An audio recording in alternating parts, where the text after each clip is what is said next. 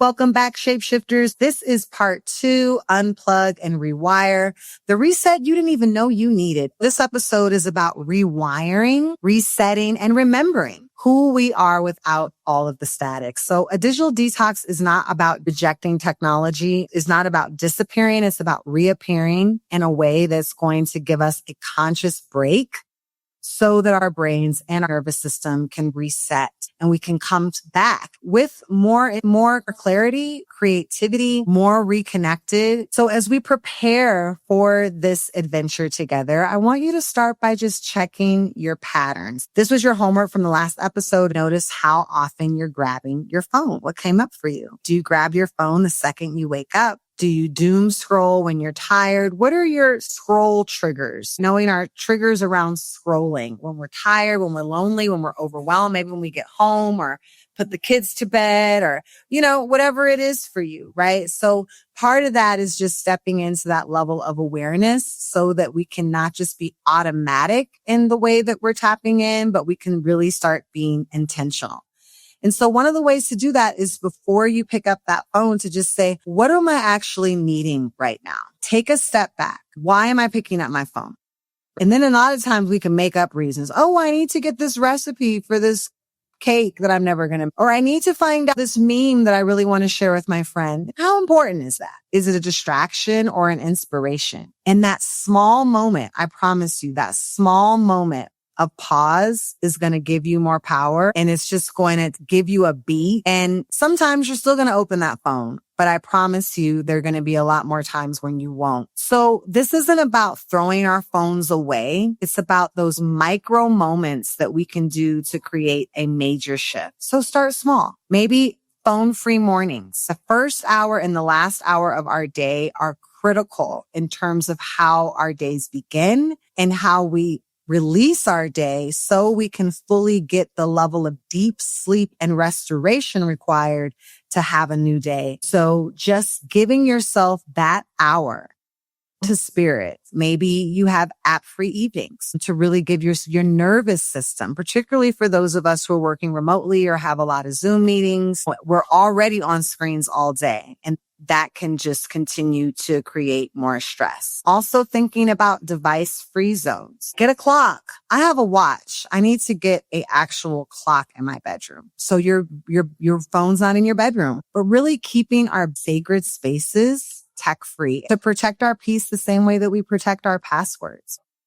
So as we are creating more awareness around where devices are, also let's create more awareness around those beautiful analog activities. Maybe it's reimagining your home or redecorating your home in a way that pulls out some of the things that you love to do. Like if you love to paint or you have wonderful art supplies, pull the art supplies out so you can see them. Maybe invest in an easel. If you love certain books, put books in the bathroom, books in the kitchen, books in the living room, sprinkle the books around. You have instruments that you like to play. Maybe you have some crafts that you want to do on the sewing machine. Set the sewing machine up. Even if you're not using it, just set it up. Just have stuff already set up and ready to go.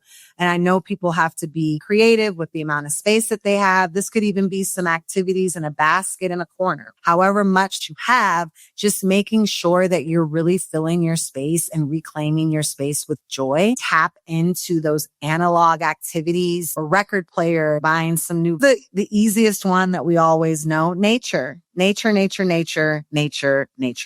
Spending time in nature, walking barefoot, going outside, anything that requires us being around life. Animals are huge. If you have pets or you can even get around animals, that is just going to allow you to get that connection hormone popping off. Oxytocin, which is the connection hormone that we are wired to want to be around humans. I always, in the beginning of a week, make sure that I'm booking some time to be social with people that I care about. Maybe I want to go dancing or host a friend for tea or go take a walk, whatever it is, just planning that time to be with humans. I know for me, if I wanted to, I could just stay in my house and get everything delivered. But it's important to me to get outside and to walk and take time for community connections. That oxytocin, that connection hormone, especially as women, I just learned is very important in our estrogen needs. And we need that oxytocin every single day. So this isn't just about a new hobby. Hobby is not the right word here. This is how we're remembering our humanity.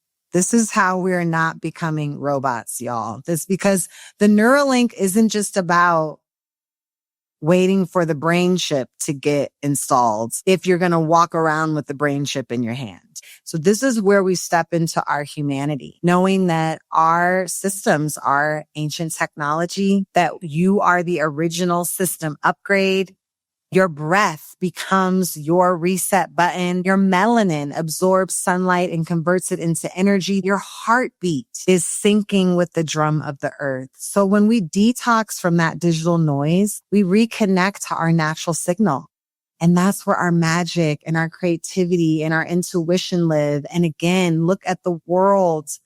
The world is crumbling. The empire is falling. And those of us who really believe another world is possible are going to need these currencies of our magic and our creativity and our intuition like never before. And we will be the architects of a new world. We will be the fluid and agile ones who from the phoenixes will rise again and our victory will be sealed. And I believe that. I know that sounds, whooshy wash, but that's real for me when I know that if you're listening to this, you're one of those people. So think about it as part of your liberation practice. We want to create that relationship with ourselves as we're preparing to close out this Gregorian calendar, because we know this is not the original calendar, but it is the Gregorian calendar of 2025, this 9-year of death and rebirth. As we prepare to step into the one of new beginnings, we can all agree that the world as we know it has died. Everything we know about the government, everything you know about real estate, everything you know about the music industry, everything you know about the entertainment industry, everything you know about the healthcare system. It's over. It's a new era. The world as we know it has died. And now it's time for us in the present moment to create the future that we want to see, knowing that that future is not going to be the majority. So if you're waiting for everybody to get on the bandwagon, let me save you some time. They ain't coming. Okay. This is tribal. This is, we share vision, values, points of unity. We believe in the divine feminine. This is tribe. This is mindset. This is values and traditions that are going to link people together in forming a new culture. This is not gender politics. This is not racial politics. This is not identity politics where you can look at someone and you can say, oh, they're Black, so therefore we're on the same tribe. Not mine. Or they're white, so they're not included. Not necessarily. I'm not saying they can get in easily, but they might get in. And I might have to leave somebody else. They might not make the cut because some of y'all, I'm not sure, right?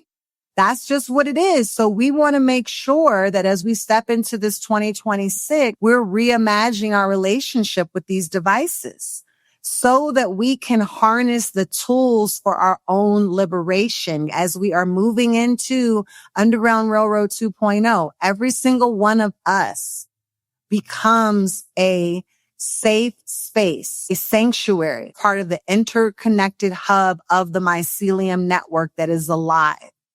And we are navigating that network together for healing, liberation, creativity, for safety and abundance, because we are not buying into the spell. We're going to watch Babylon fall, but we're not going to fall with it. That doesn't mean that things are not going to die with it and we're not going to have to change. And this is part of what the change looks like. And those of us who can maintain our awareness to say, okay, this is getting a little too far. Let me set a boundary. Let me look at my wellness practice. Let me think about my tech hygiene. Let me make sure I don't just drink all this Kool-Aid and wake up in a Jim Jones retreat. So how do we want technology to serve us in 2026? And you heard me say serve. Let me make it personal. How do I want technology to serve me 2026? And here's the thing. I'm not against AI. I don't agree with how the data centers, the level of water usage. I don't find that it's solving any problems. It is extremely harmful to the planet. It destroys our brains. But I'm also smart enough to know that I don't think we're going to not use it. So I'm always one to learn new technological forms and utilize them as tools and to wield them as tools and to know that my ancestors placed me at this time on the planet. This is the terrain I'm working with. And so I got to work it. And so that means that utilizing this as a tool to push my podcast, to push the healing work that I want to do. That's how I pretty much use technology. I don't really use it for anything else outside of business and uplifting people. And so thinking about what is the way that you want technology to serve you. So we're all taking action. December 25th to January 1st, we are embarking on 7 days of collective rest, creativity, and remembering. We are going to do a digital detox. I have an entire PDF designed for you. You might be flipping out.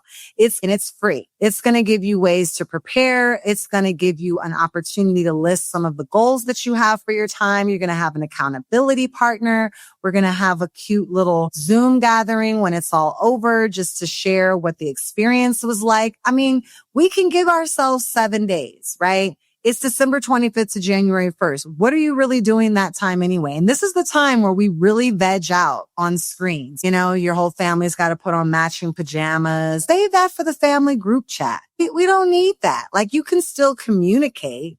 But what do we really need to do on social media? Here's what my Christmas tree looks like. We not supposed to be buying nothing anyway this year. Y'all know that, right? We are not supposed to be giving these oligarch billionaires one more dollar. Save your money for the holidays. And with that saving your money, you can also plug all the way out. Not only plug out your financial currency, unplug your energetic currency for 7 days so that we can step into 2026 with this real new beginning. So you can go to my website, click on the Digital Detox Cleanse Challenge, sign up for free, download the PDF. So the 21st is going to be the winter solstice gathering. You can check my website or my Instagram for that. I am at She's a Shapeshifter. Remember how to spell shapeshifter, SH8 on Instagram. Check out all my links for that event. That event is a free virtual event as well for the winter solstice. And then we are going to go into the digital detox challenge, and we will be coming together for an integration session when it's over, just to talk about what the experience was like for us. So again, it takes a village. We're community together, and I'm really honored that I've been embarking on almost the last episode of 2025. I'm 30 episodes in, y'all. And sometimes I sit in my office and I'm like, what am I doing? And then I get a text or a call or a comment from you all that I listened to your episode and I shared it with someone and I got something out of it. And it keeps me going. And so your energy keeps me going. I also just added a donation link to my website if you want to contribute a little love offering to support a Black business and to support this episode and to support this podcast, because this is not free. But this is something that I know that I'm called to do as a contribution to my community. That's what I got for you today, Shapeshifters. Until next time, keep shifting. Bye. Thank you for tuning in today, Shapeshifters. Your presence means the world to me, and I deeply appreciate you being here. If something resonated with you, don't forget to subscribe so you never miss an episode. Leave a comment and spread the love by sharing with others. Until next time, keep shifting.